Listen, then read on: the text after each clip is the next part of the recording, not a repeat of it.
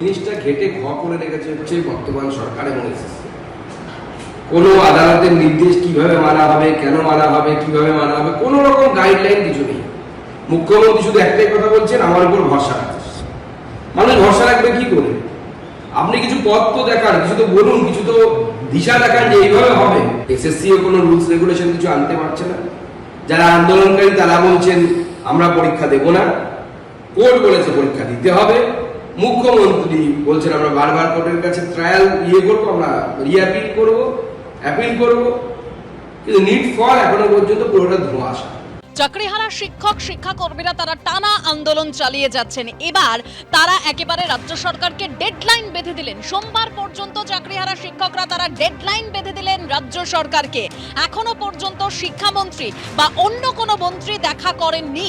সোমবারের মধ্যে সরকারের তরফে যোগাযোগ করা না হলে বৃহত্তর আন্দোলনের হুঁশিয়ারি দিয়েছেন চাকরিহারা শিক্ষকরা।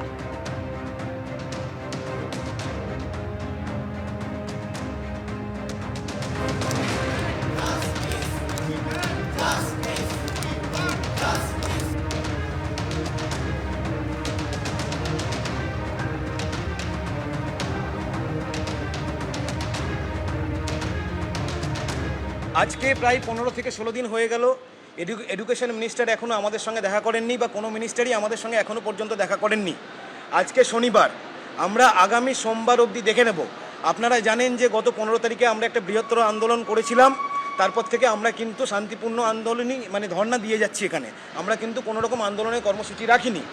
সোমবারের মধ্যে যদি আমাদের সঙ্গে সরকারের তরফ থেকে দেখা করা না হয়, তাহলে সোমবারের পর আমরা কিন্তু বৃহত্তর আন্দোলনের কথা ভাবতে পারি। এটা অগ্রিম আমরা জানিয়ে রাখলাম। এরকম একটা সিদ্ধান্ত কিন্তু হয়েছে আমাদের মধ্যে। অর্থাৎ আপনারা শুনলেন, চাকরিহারা শিক্ষকরা তারা স্পষ্ট বলে দিলেন যে 15 তারিখ তারা বৃহত্তর আন্দোলন করেছিলেন, কিন্তু তারপর থেকে তারা শান্তিপূর্ণভাবে আন্দোলন চালিয়ে যাচ্ছেন। কিন্তু রাজ্য সরকার যদি সোমবারের মধ্যে দেখা না করে, তাহলে বৃহত্তর আন্দোলন তারা আবারও করবেন, সেটা স্পষ্ট জানিয়ে দিয়েছেন চাকরিহারারা। আর কি বললেন শুনুন।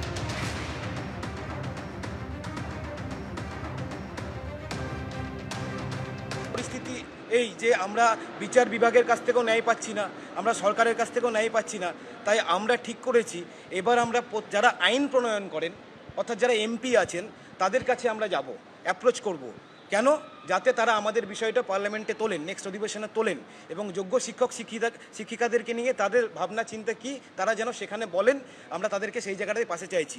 আজ থেকে চিঠি দেওয়া শুরু করব, প্রত্যেককে, যত এমপি আছেন প্রত্যেককে চিঠি দেওয়া শুরু করব, এবং আমরা চাইবো যে তারা আমাদের হয়ে পার্লামেন্টে এই কথাগুলো তুলুক।